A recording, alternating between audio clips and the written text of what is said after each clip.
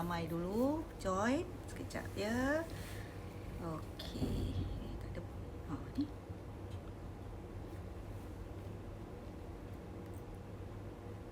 Sini. Okey. Sekejap. Kena macam ni. Kau tak nak share ke? Tak boleh. Share.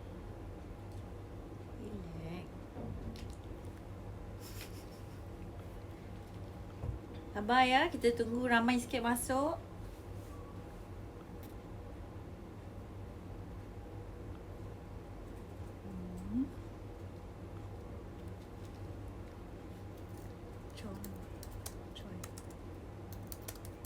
Jom kita ajak kawan-kawan semua yang ada hati nak buat transplant, nak tahu tentang buah pinggang. Kita masuk ramai-ramai.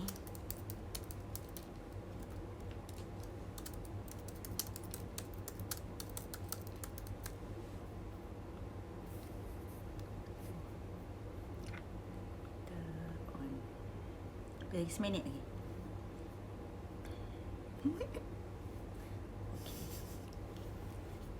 Okey, satu lagi.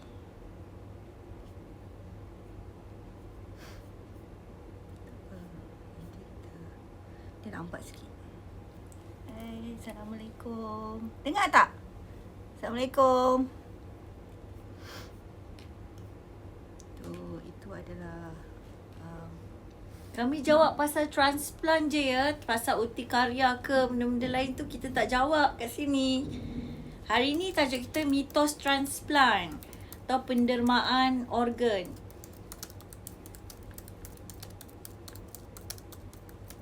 Okey.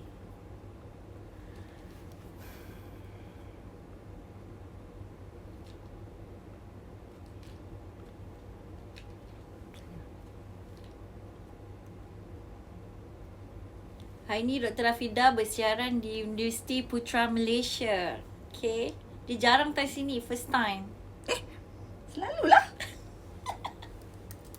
Okey, sebentar. Kita dah 4:01.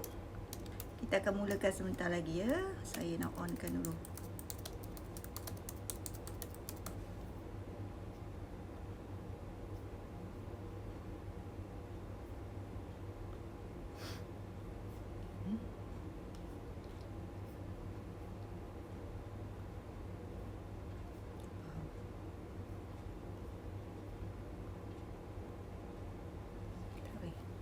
Waalaikumsalam untuk semua yang bagi salam. Tak boleh. Okey, tak reti. Okey, jap. Sikit lagi. Berapa orang dah kita? Boleh kita start lah. Dengar tak? Ada is the voice clear? Sekejap. Apa ni? Public. Okey. Oh, silap. Kita tunggu Dr. Afida jap ya. Dia tengah set up.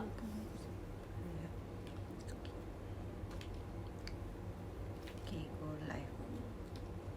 Apa ni? Tak faham.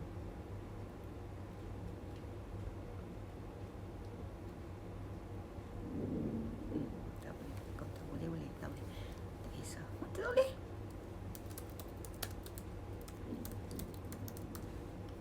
Tak boleh lah. Kalau tak boleh. Tak faham. Tak pandai.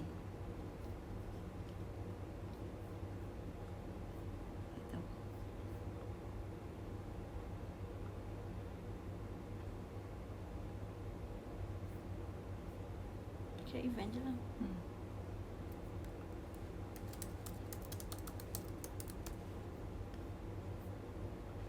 Ini cerita apa ni doktor? Hari ni tajuk kita mitos transplant atau pembedahan pendermaan organ, pembedahan buah pinggang. So kita tunggu sekejap. Cakap je Fat. Dr. Fadlina ni suka bercakap. Teruskan. Dr. Afida lagi banyak bercakap daripada saya. Tapi hai, saya Dr. Fadlina. Saya adalah pakar buah pinggang daripada Universiti Putra Malaysia. Saya kerja di Hospital Serdang. Saya memang minat bab-bab transplant ni, tapi saya juga terlibat dalam proses buah pinggang, penyakit buah pinggang yang lain, dialisis dan segala bagai. Tapi hari ni adalah cerita mitos transplant atau pemindahan buah pinggang. Jadi kalau ada kawan-kawan atau ahli saudara mara yang nak tahu pasal pemindahan organ atau buah pinggang ni, jom kita ajak masuk beramai-ramai. Okey, tak apalah. Kita mulalah, senang. Boleh. Kita mula. Saya nak rekod dulu sebelum tu. Saya kena rekod dalam ni. So, bila kita tengok tu, dia tengok kat sana lah. Maaf ini banyak teknikal lah. Tak pandai lah. Doktor buat benda ni memang dah tak pandai lah. Okey, screen recording. Kejap. Okey. Oh, stop. Okey. Maaf So, dah boleh start kan? New movie recording. Okay. Nanti I pasang. Okay, so kita bersiaran. Why do you invite urologists as well? Okay, never mind. Let's start. That's a good question. I think I will answer that later. So, doktor saya Rafida, pakar buah pinggang. Doktor Fadina pun pakar buah pinggang, macam dah dengar tadi. Tapi Doktor Fadina daripada UPM. Jadi saya daripada Putrajaya, tapi saya pun minat dengan transplant jugalah. I think transplant ataupun pemindahan buah pinggang adalah benda yang penting sebenarnya. Banyak orang salah faham. Jadi mungkin kita nak mula dengan pertanyaan. Mungkin Dr. Fad boleh cerita pasal sedikit sebanyak tentang prinsip transplant macam mana tu? Apa dia transplant tu? Okay, saya dah sebut tadi transplant tu bahasa medical. Tetapi untuk orang yang tak faham transplant tu maksudnya adalah pemindahan buah pinggang atau pemindahan organ ya. So tak kisahlah buah pinggang ke, jantung ke, paru-paru ke. Tetapi dalam konteks kami sebagai seorang pakar buah pinggang, kami mengalu-alukan pemindahan buah pinggang terutamanya untuk pesakit yang telah didiagnos kegagalan buah pinggang peringkat akhir. Sebab transplant ini akan menggantikan fungsi buah pinggang yang dah rosak tu. Dan dia adalah yang terbaik sekali berbanding dialisis. So sepatutnya transplant adalah rawatan yang paling utama, paling bagus berbanding dengan dialisis. Okay, so I think kalau ada soalan nak tanya, boleh keluarkan lagi lah. Kita boleh jawab sedikit demi sedikit. Jadi ramai juga yang menonton yang dah transplant, yang baru setahun transplant, dah 12 tahun transplant. Alhamdulillah ya. I think well done. I think you've done extremely well. So mungkin Dr. Fad boleh cerita kenapa agaknya kita kan ramai sibuk nak transplant je. Kenapa kita selalu cakap dialisis tu sementara? Kenapa kita asyik showkan transplant? Mungkin boleh kupaskan di sini kenapa? Boleh. Sebenarnya kalau ikutkan konsep sebenar, dialisis tu adalah rawatan sementara. Dia hanyalah bridging terapi ataupun sementara kita nak tunggu organ buah pinggang ni kita dapat ya. So dari mana kita nak dapat organ buah pinggang ni? Kita boleh dapat daripada ahli keluarga, mak ayah, saudara mara dan juga isteri dan siapa-siapa yang nak bagilah. Tetapi bukan dia boleh datang terus nak bagi. Kenapa kita perlu ada buah pinggang ni? Pasal dia boleh berfungsi hampir sama dengan buah pinggang normal. Jadi kita tidak perlulah nak kena buat dialisis, tidak perlulah nak kena makan ubat yang terlalu banyak. Memang transplant kena makan ubat, tapi by time dari hari semasa ke semasa ubat tu akan berkurangan. Dan insyaAllah kita ada air kencing, kita boleh makan macam biasa. Dan sangat baguslah buat transplant ni, kita boleh jadi normal semula. Itulah lebih kurang. Kalau nak tambah, Dr. Rafida boleh tambah. Saya mungkin itu dah betul lah semua tu. Sebab tu banyak kita memang showkan transplant ni, rawatan dia terbaik. So ramai orang yang fikir dialisis cukup. Saya rasa kalau yang terutama yang muda kan, saya rasa memang tidak cukup lah ya. Isu satu lagi, ada soalan di situ. Saya rasa soalan yang sangat baik. Kenapa tak ajak urologist pakar urologi, pakar bedah adalah memang sangat penting untuk proses transplant. Yes. InsyaAllah mungkin di masa akan datang kita boleh jemput mereka sebab betul. Mereka sangat penting dalam kita punya proses. Tapi saya rasa pakar-pakar urologi di Malaysia sangat sibuk Betul. Bukan hanya transplant kerjanya. Kadang-kadang tengok dia orang pun balik tidur pun macam tak tidur pun ada. Betul. So jadi mungkin itu definitely penting, tapi mungkin kita akan fikir lain kali. InsyaAllah ya. Ni ada Syarul Idham baru transplant 8 hari. Tanya adik. InsyaAllah. Lepas ni boleh kita share sama-sama apa perasaan dah transplant kat dalam tu. Boleh lah, mungkin boleh sebut di situ di Facebook My Buah Pinggang. Kita ada seseorang yang baru transplant, mungkin boleh cerita apa pengalaman beliau ya.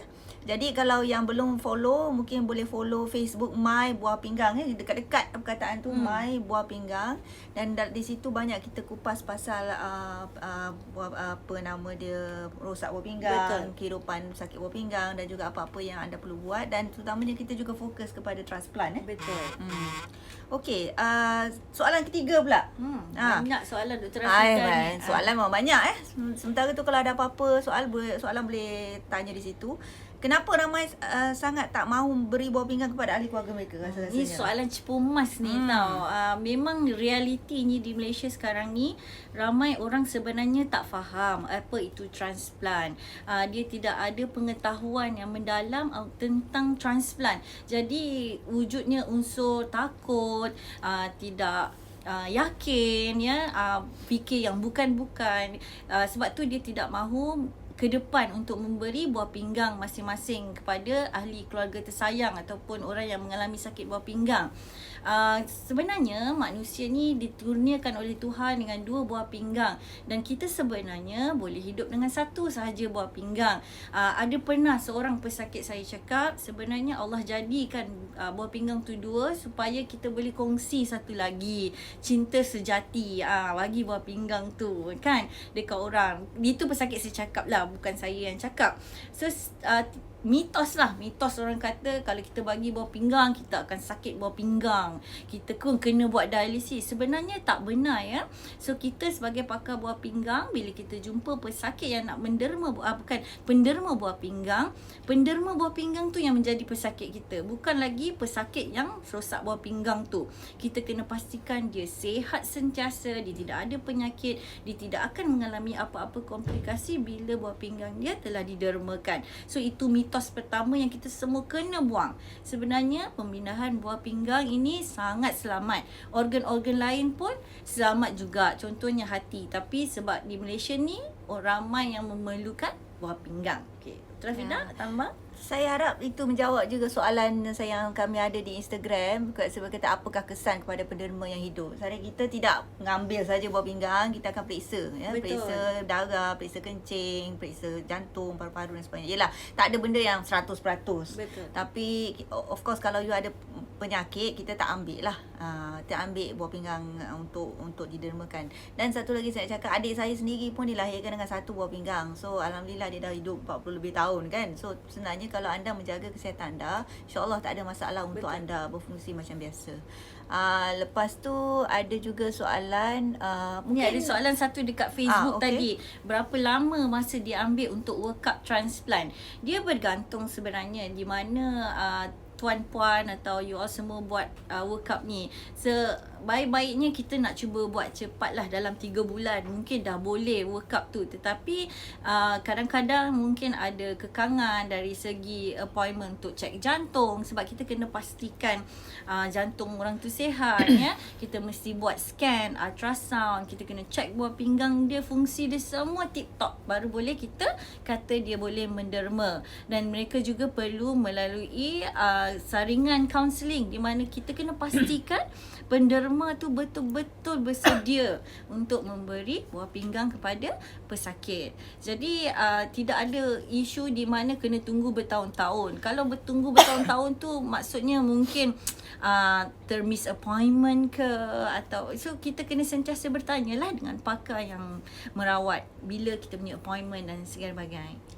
Lepas tu saya nak sentuh kepada satu soalan di sini. Bila disebut selalu bertanya kepada saya dekat social media juga, kalau ada ayah nak menderma ke ahli keluarga, dia kata sakit ni sekian-sekian. Tapi saya rasa sangat sukar untuk saya jawab di social media, sebab kita tak tahu apa penyakit ataupun betapa kesesuaian seseorang tu dengan transplant, sama ada penderma atau penerima, bakal penerima. Jadi saya rasa bila ada nak tahu lebih lanjut, elok approach doktor, pakar yang merawat ataupun staff Betul.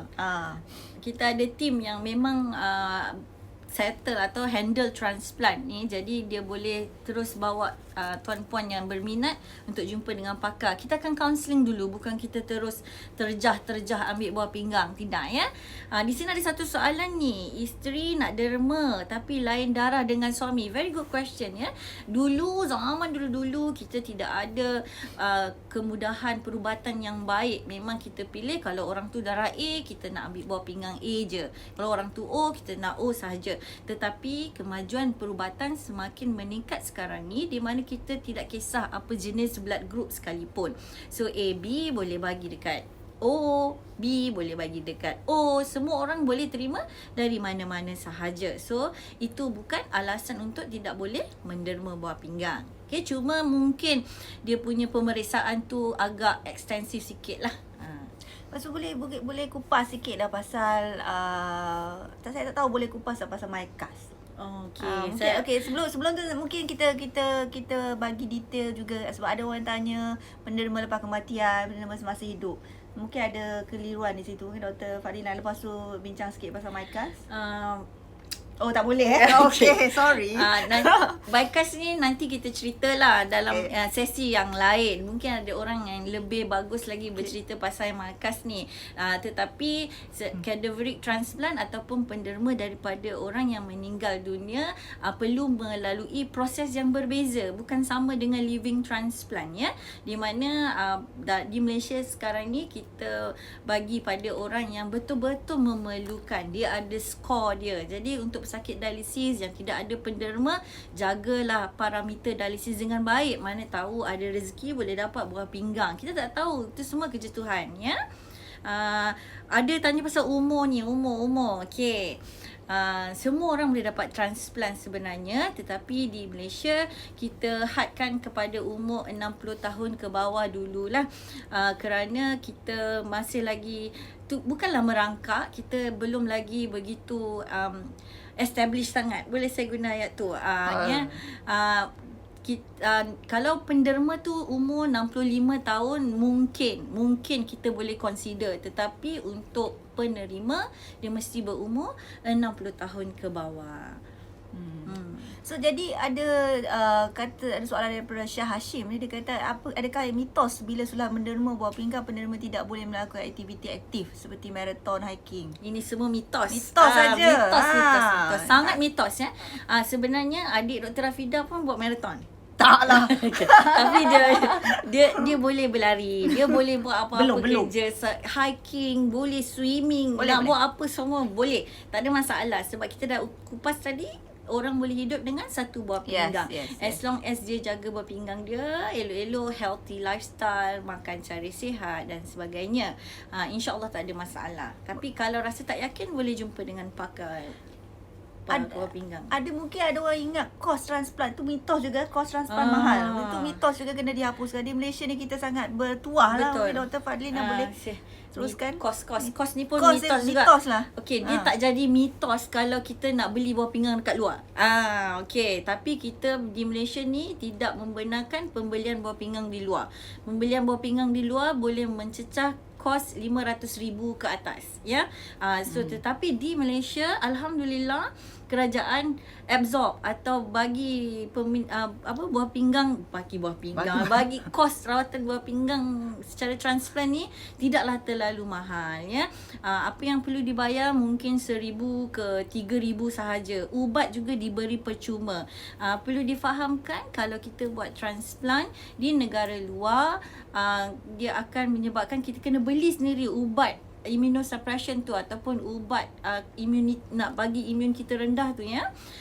Ubat ni kos dia adalah lebih kurang 5 ke 10,000. Tapi kerajaan Malaysia, Kementerian Kesihatan Malaysia absorb semua kos rawatan ni. Mungkin kos di hospital university sedikit berbeza, mungkin sedikit tinggi, tetapi tidak menyamai dengan kita beli buah pinggang kat luar. Jadi kita janganlah pergi beli buah pinggang kat luar tu.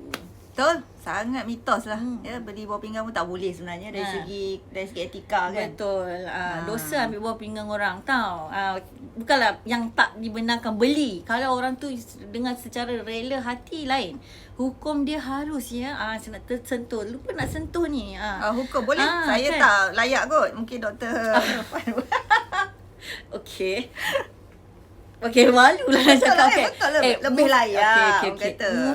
Mufti dah kata pendermaan organ, tak kisahlah buah pinggang ke apa ke, hukumnya adalah harus kerana dia membantu orang yang memerlukan ya. Jadi tidak ada hukum dari segi haram lah, menyeksa mayat lah, tidak. Kerana dia dilakukan atas kerelaan orang itu sendiri. Dan cadaveric transplant atau pemindahan organ di kalangan orang meninggal dunia, kita ambil bila orang tu sudah berikrar menjadi penderma organ. Jadi dia sebenarnya dah bagi consent atau bagi kebenaran. So hukumnya adalah harus. Saya nak sentuh juga. Ada juga yang sebut pasal lepas transplant lagi sakit daripada banding dialisis. Itu mitos kan? Mitos Patutnya sangat. mitos. Tak tahu, saya tak faham. Ada orang kata tak apalah, kita teruskanlah dialisis. Apa saya rasa? Tak, bila kita Mitos ada tu. buah pinggang, sebenarnya kita boleh hidup secara normal sebab kita tak perlu lagi buat dialisis. Tak adalah orang nak cocok kita 3 kali seminggu. Lepas tu tak adalah perlu kita kena pasang tiap-tiap hari dialisis tu. Sebenarnya hidup kita akan lebih sempurna, kita boleh bercuti, orang perempuan boleh mengandung ya, boleh bina keluarga dengan baik. InsyaAllah dia akan jadi sebenarnya lebih baik. Okay, so hari ni kita cerita pasal transplant. So kita kalau nak tanya pasal simptom-simptom sakit buah pinggang ni, jom kita masuk dalam Facebook My Buah Pinggang. Dalam tu ada macam-macam kita cerita. Okay.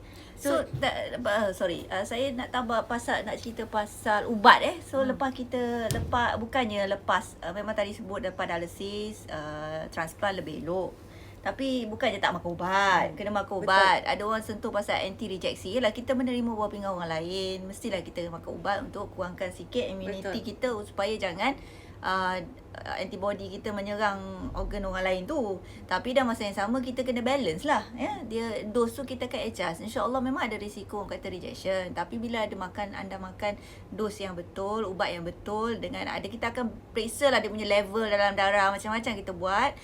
InsyaAllah risiko untuk rejeksi tu sangat-sangat kurang. Bukan tak ada, sangat kurang. InsyaAllah lah ya. Tu Syarul Idham ada share. Dia kata masa saya discharge ni yang baru buat transplant 8 hari tadi, saya cuma perlu bayar dalam RM500 saja. So nampak murah je. Terima kasih kerajaan Malaysia. Itulah. Sangat-sangat mementingkan kebajikan anda. Tapi masalahnya kita pula tak ramai penderma kan. Sedih juga. So Dr. Fad, you rasalah you dah berapa banyak tahun kerja banyak tahun. Kenapa pesakit-pesakit kita bila kita jumpa dia kata redha je, tak mau pemindahan, nak dialisis je. You lah. Sorry, you kena jawab soalan tu. Bab redha ni, saya pun redha juga tengok sakit dialisis ni Sebenarnya ada elemen ketakutan. Macam saya katakan tadilah, elemen tidak mempunyai pengetahuan yang betul. Jadi mereka menerima sahaja apa yang telah ditetapkan. Sebenarnya salah. Bila kita ada penyakit, kita kena ada usaha untuk membaikilah, mencari rawatan penyakit kita ni, dan rawatan yang kita nak mestilah yang terbaik. Reda tu memanglah kena reda, tapi as I said, kita kena usaha. Kita kena tanya dengan doktor cara yang betul. Kita kena tahu apa yang terbaik untuk diri kita. So saya rasa transplant always the best. InsyaAllah. Tapi mungkin sebab anda ada konsep macam tu, dan lepas tu tak pula bertanya, mungkin takut kot. Mungkin dia takut nak bertanya, takut bertanya doktor, takut nak bertanya ahli keluarga sama ada boleh memberi buah pinggang kepada anda. Tapi saya rasa kalau anda rasa macam malu-malu ataupun tak nak menyusahkan, konsep tak nak menyusahkan kat Malaysia ni sangat tinggi tak menyusahkan orang lain. Tapi anda fikirlah, kalau anda dialisis lama-lama pun lama-lama makin teruk tau penyakit anda, makin banyak komplikasi, dan tak nak akan juga menyusahkan orang lain juga. So jadi bila anda sihat ni, masa itulah kita perlu bukan menyusahkan orang. Kalau kita mendermakan, insya-Allah tidak menyusahkan. Orang tu pun akan derma dengan rela. Tapi saya faham susah nak tanya, nak minta buah pinggang dari keluarga. So dalam situasi ni saya harap anda boleh bawa ahli keluarga tersebut berjumpa dengan kami. InsyaAllah kami akan terangkan. Daripada anda sendiri bertanya kan, mungkin ada kesusahan di situ lah kan. Kita boleh jawab apa-apa pertanyaan. Kalau jumpa depan-depan lagi senang nak jawab, lagi kita boleh tahu apa keraguan, apa yang nak tanya ya. Kalau macam dalam social media ni kita tak boleh jangka kadang-kadang tak menjawab apa yang tuan-puan punya soalan. Saya ada satu terpandang soalan dekat sini. Tak yakin kot doktor kalau menderma buah pinggang. Kalau kita tak tahu kesan dia, kita tidak ada pengetahuan, memang kita tak yakin. Jadi macam mana kita nak bagi yakin? Kita kena jumpa dengan orang yang pakar supaya kita dapat keyakinan tu. Dan macam mana kita nak kena makan ubat ke seumur hidup? Ya, tapi ubat tu semakin kurang dari tahun ke tahun. Di mana bila seseorang mendapat buah pinggang, bila buah pinggang tu dah duduk lama dengan badan kita boleh terima dia seperti mana organ kita sendiri. Jadi ubat tu boleh dikurangkan sedikit demi sedikit, mungkin tak perlu makan banyak macam sebagaimana pada permulaan transplant. Mungkin ada seorang yang buat statement di situ, betul, soalan di situ, benarkah dialisis menyebabkan risiko jangkitan kuman? Betul. Sebenarnya dialisis memang secara berpanjangan memang banyak risiko. Jantung nombor 1, 2 kuman kan. Betul. Jangkitan paru-paru, kalau ada tube lain jangkitan di sini. So memang sangat berisiko. Sebab tu doktor memang sarankan buat pemindahan buah pinggang. InsyaAllah kalau berjaya boleh lepas, tak payah dialisis lagi. Betul kan? Dan betul. memang jaga masa panjang jauh lebih baik pemindahan buah pinggang daripada terus sangkut pada mesin dialisis. Tapi masalah di Malaysia dia, tadi kita sebut ada 2 jenis pemindahan dari ahli keluarga. Sangat terbaik sebab 1 kita boleh plan, dan 2 mungkin lebih serasi, 3 mungkin kita boleh dapat dengan cepat. Kalau kita nak mengharapkan pesakit pendermaan lepas mati otak tu, saya rasa kat Malaysia ni sangatlah kurang, antara yang terkurang di dunia. Betul. Paling bawah sekali ya. So memang sangat sedih lah rakyat Malaysia punya tidak menderma lah. Mungkin konsep tu tidak lagi dalam masyarakat kita. Betul. bukan kuat lagi. Mungkin kita perlu bekerja keras sebagai doktor atau pengamal perubatan untuk memberi informasi yang lebih baik. Sebab kalau kita tidak menderma atau kita bagi ikrar jadi penderma pun, kalau ahli keluarga tidak setuju bila masanya tiba nanti pun, kita tidak boleh mengambil organ-organ tersebut. So jadi saya harap ada ramai lebih tampil ke hadapan menjadi penderma, dan bila ada sign mesti beritahu ahli keluarga. Dan saya ada orang bertanya situ, adakah buah pinggang tu Malaysia adalah antara yang terendah ya pendermaan buah pinggang. Sangat rendah Di dunia so, ya. Bukan di Malaysia saja, di dunia ya. Kita paling rendah sekali pembedahan buah pinggang. Jadi kita nak cuba ubah statistik ni kepada lebih baik, di mana kita boleh beri harapan kepada orang yang sakit buah pinggang kronik. Jadi mereka tidak perlu buat dialisis, mereka boleh hidup seperti biasa, menjalani kehidupan normal dengan adanya pembedahan buah pinggang. Ni ada soalan pasal SLE ni. Okay, saya ada SLE. Orang kata SLE kalau buat transplant tidak bertahan lama. Ada IgA juga tanya pasal glomerulonephritis, ada IgA. Mitos lagi. Banyak betul mitos Okay, berkeliaran ni. Ini mitos berkeliaran. Kita kena kawal mitos-mitos ni semua. Okey, tak kisahlah you sakit apa sekalipun, IgA ke, SLE ke, kencing manis ke, atau apa-apa pun, kalau kita ada peluang untuk buat transplant, buatlah transplant ya. Tapi dengan syarat kita perlu makan ubat dengan baik, kita perlu kawal penyakit kita itu secara baik selepas kita mendapat transplant, untuk mengelakkan berlaku risiko-risiko yang dikatakan tadilah. Dikatakan senang nak dapat penyakit balik dan sebagainya. Sebenarnya tak, itu mitos. Kalau kita jaga dengan betul, makan ubat dengan betul, pergi jumpa Dr. Rafidah dengan betul, pakai buah pinggang dengan betul, insya-Allah takkan berlaku. InsyaAllah. Okey. InsyaAllah. Okey. So, ada apa-apa mitos lagi tak yang kita berkeliaran yang nak kena hapuskan ni? Fake news. Memang tu semua fake news lah. Fake news ya. Mitos. Buah pinggang tak boleh hidup dengan satu buah pinggang. SLE, IgA akan jadi lagi teruk. Ni semua mitos tak betul lah ya. Lepas tu ada pula berita-berita berkeliaran jual buah pinggang. Allahu Akbar. Saya rasa saya nak tanya Dr. Rafidah sikit. Dia tak acik. Boleh kan? Okay. Saya pun banyak juga orang tanya, saya nak bagi buah pinggang, tapi boleh tak saya tak kenal siapa-siapa, saya tak ada kawan-kawan ataupun ahli keluarga yang sakit buah pinggang, tapi saya berminat sangat nak bagi buah pinggang. So macam mana tu kat Malaysia? Oh, susah soalan gitu. Saya di Malaysia, insyaAllah lah, mungkin satu hari nanti boleh altruistik kita panggil. Yes. Maknanya dia nak memberi buah pinggang ikhlas kepada sesiapa, ni dia tempat itu dipanggil altruistik. Belum lagi di Malaysia, mungkin satu hari nanti kita ada. Tapi kalau di tempat lain, Di memang, US, di Europe, memang, ya, itu semua ramai sangat dah betul. buat begitu. Sangat banyak, ramai sangat masyarakat yang sangat prihatin lah. Itu ramai lah, Betul. insyaAllah. Saya just nak tu bagi statistik sikit lah. Di US dan di Europe, kalau seorang tu sakit buah pinggang, dia tidak perlu menunggu lama ya untuk mendapat buah pinggang. Pasti akan ada orang yang akan datang, okey aku nak bagi buah pinggang, terutamanya daripada ahli keluarga. So kita nak cuba dapatkan mentality macam ni kepada rakyat Malaysia kalau boleh. Jadi bantulah kami, kita sama-sama dapatkan pengetahuan tentang apa itu transplant. Saya juga nak promote lah, kita pun ada Code Life Community Organ Donation Drive di mana di sini kita cuba nak menggalakkan pemindahan organ, terutamanya buah pinggang di kalangan ahli keluarga, terutamanya bagi pesakit-pesakit yang mengalami yang perlu buat dialisis, yang belum buat dialisis. Jadi kita kalau boleh kita nak dapat buah pinggang sebelum kena buat dialisis. Itu yang paling terbaik, tip top. So jadi tampillah ke hadapan ya, ahli-ahli keluarga sangat-sangat perlulah saya rasa di Malaysia ni. Jadi tak ada mitos lagi dah, habis dah. Ada mitos lain?